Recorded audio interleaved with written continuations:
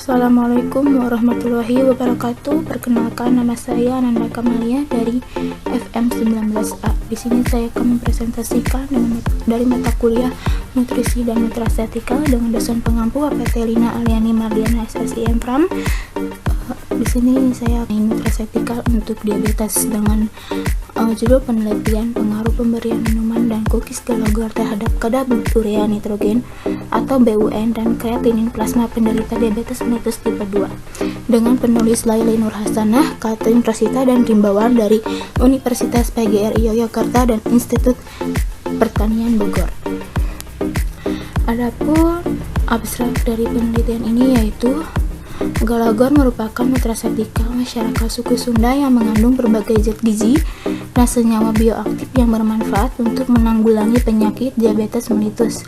Penelitian ini bertujuan untuk menganalisis pengaruh minuman dan cookies galagor terhadap kadar blood urea nitrogen atau BUN dan kadar kreatinin plasma penderita diabetes mellitus tipe 2. Jenis penelitian ini adalah single blind randomized control trial atau RCT dengan desain crossover pada 11 subjek diabetes mellitus tipe 2 yang dilakukan di Desa Cikarawang, Babakan, dan Balumbang Jaya, Kecamatan Dramaga, Kabupaten Bogor, Provinsi Jawa Barat. Setiap subjek mendapatkan minuman dan cookies yang mengandung ekstrak galagor sebesar 2 gram per hari atau 1 gram ekstrak galagor dalam bentuk 8 gram minuman serbuk dan 1 gram ekstrak galagor dalam bentuk 24 gram cookies dan minuman serbuk dan cookies tanpa ekstrak galagor selama 38 hari dengan 4 bulan periode washout antara perlakuan. Kadar BUN dan kreatinin dikumpulkan dari sampel plasma darah pada sebelum dan setelah intervensi. Hasil penelitian menunjukkan rata-rata selisih kadar BUN pada kelompok galagor dibandingkan dengan kelompok kontrol yaitu minus 4,9 kurang lebih 11,2 mg per dl dan minus 9,6 kurang lebih 12,5 mg per dl.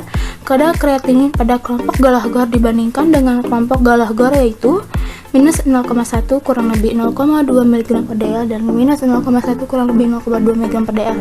Pemberian minuman dan cookies yang mengandung ekstrak galagor 2 gram per hari cenderung menurunkan kadar BUN dan kreatinin plasma penderita diabetes mellitus tipe 2. Adapun pendahuluan dalam penelitian ini yaitu diabetes mellitus adalah suatu kelompok penyakit gangguan metabolik dengan karakteristik hiperglikemia akibat resistensi insulin dan atau kelainan sekresi insulin. Salah satu upaya penanggulangan diabetes mellitus 2 yaitu pemanfaatan nutracetika. Senyawa aktif yang terkandung dalam nutracetika berperan sebagai antidiabetik, antioksidan, dan antiinflamasi untuk manajemen diabetes mellitus. Galagor merupakan nutracetika masyarakat suku Sunda yang terbuat dari 56 jenis tanaman obat meliputi berbagai rempah-rempah, kacang-kacangan, dan temu-temuan. Galagor mengandung berbagai zat gizi meliputi energi, protein, lemak, zat besi, magnesium, dan senyawa bioaktif seperti alkaloid, flavonoid, carotenoid, triterpenoid, dan flavonoid. Adapun metode dalam penelitian ini yaitu jenis penelitiannya adalah randomized control trial atau RCT dengan desain crossover.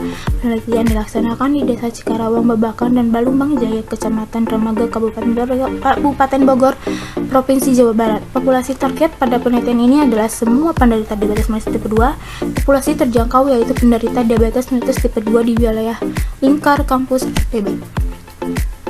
Data subjek diabetes mellitus tipe 2 diperoleh dari Puskesmas Sangkurawak, Kecamatan Dramaga, Kabupaten Bogor. Jumlah subjek dihitung berdasarkan rumus. Kriteria inklusi pada penelitian ini adalah 1. Usia 40 sampai 60 tahun. 2. Penderita diabetes mellitus tipe 2 kriteria terkendali sedang atau menggunakan satu macam obat. 3. Tidak menjalani terapi insulin. 4. Bersedia berpartisipasi dalam penelitian hingga selesai dan menandatangani informed consent. Kriteria eksklusi yaitu 1. Mengkonsumsi obat diabetes mellitus lebih dari satu jenis. 2. Sedang berpartisipasi dalam penelitian lain.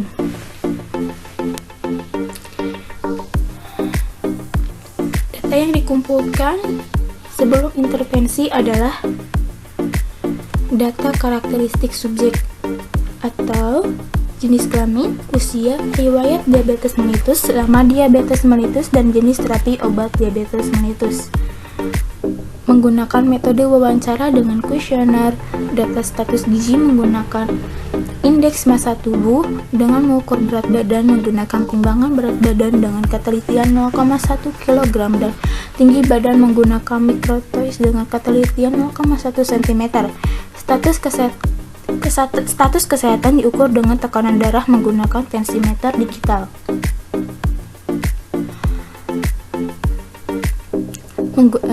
Status kesehatan diukur dengan tekanan darah menggunakan tensimeter digital dan kadar gula darah puasa sebelum intervensi menggunakan metode glucose oxidase sensor.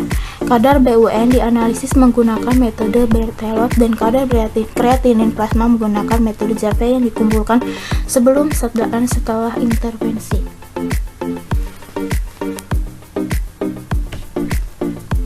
Hasil dan pembahasan dapat dilihat dalam tabel 1 karakteristik subjek penelitian.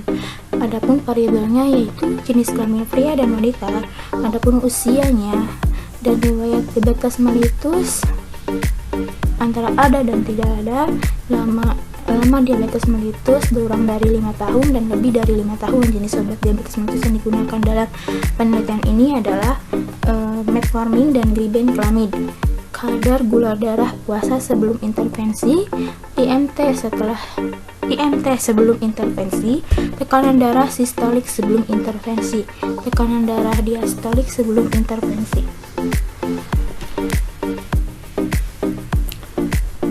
Karakteristik subjek disajikan pada tabel di atas. Total subjek yang dapat mengikuti penelitian ini secara lengkap sebanyak 11 orang. Subjek terdiri atas 3 orang pria 27,3% dan 8 orang wanita 72,7%. Usia rata-rata subjek yaitu 55,8 kurang lebih 4,7 tahun. Subjek yang memiliki riwayat diabetes mellitus sebanyak 18,2% dan subjek yang tidak memiliki riwayat keluarga diabetes mellitus 81,8%. Rata-rata subjek menderita diabetes mellitus selama 3,7 tahun. Sebagian besar subjek mendapat terapi obat jenis glibenclamid 81,8% dan hanya 18,2% subjek yang mendapat terapi obat jenis metformin. Glibenclamid merupakan golongan obat diabetes mellitus sulfonylurea yang memiliki efek meningkatkan sekresi insulin, sedangkan metformin berperan dalam meningkatkan sensitivitas insulin. Subjek hanya menggunakan satu jenis obat ini berdasarkan tata laksana diabetes mellitus dimulai dengan menerapkan pola hidup sehat, dan terapi obat tunggal diberikan pada subjek yang memiliki kontrol glikemik. Kedua, ada kadar BUN dan kadar kreatinin plasma subjek. Hasil pengukuran kadar BUN dan kadar kreatinin plasma disajikan pada tabel 2. Rata-rata kadar BUN sebelum intervensi antar kelompok berbeda nyata.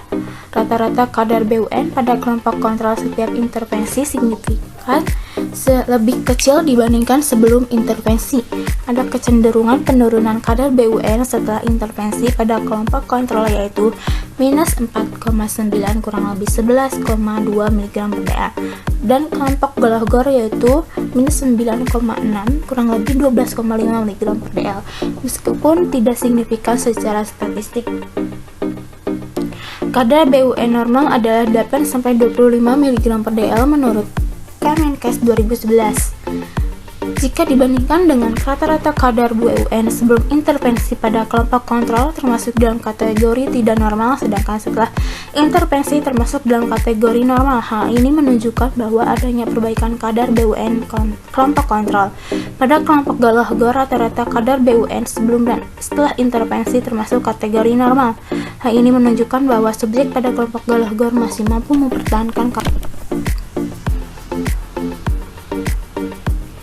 potensi perbaikan sel ginjal. Pada penelitian ini dapat dijelaskan dengan peran senyawa antioksidan alami yang bersifat nephroprotective dalam melindungi sel ginjal dari kerusakan Akibat stres oksidatif, antioksidan bekerja dengan cara menghambat terjadinya stres oksidatif, mencegah kerusakan sel, dan mempercepat regenerasi sel membran. Menurut Omar et al. 2010, Zakaria dan Sanusi 2013, Nasri et al. 2014, Ramatina et al. 2014. Vitamin E, vitamin C, flavonoid, dan karotenoid memiliki mekanisme pertahanan yang dilakukan dengan memberikan satu elektronnya sehingga menjadi senyawa yang lebih stabil. Dan stres oksidatif tidak terjadi pada sel termasuk sel ginjal seperti sel tubulus proksimal, endotel, membrana basalis, sel mesangial, dan sel visceral glomerulus. Sel ginjal yang terlindungi dari stres oksidatif akan meningkatkan laju filtrasi glomerulus yang ditunjukkan dengan penurunan kadar BUN dan Adapun kesimpulan dari penelitian ini yaitu pemberian minuman dan cookies yang mengandung ekstrak galogor 2 gram per hari cenderung menurunkan kadar BUN dan kadar kreatinin plasma penderita diabetes mellitus tipe 2. Minuman dan cookies galogor berpotensi meningkatkan kesehatan penderita diabetes mellitus tipe 2. Sekian dari saya, mohon maaf bila ada salah kata. Wabillahi taufiq wal hidayah. Wassalamualaikum warahmatullahi wabarakatuh.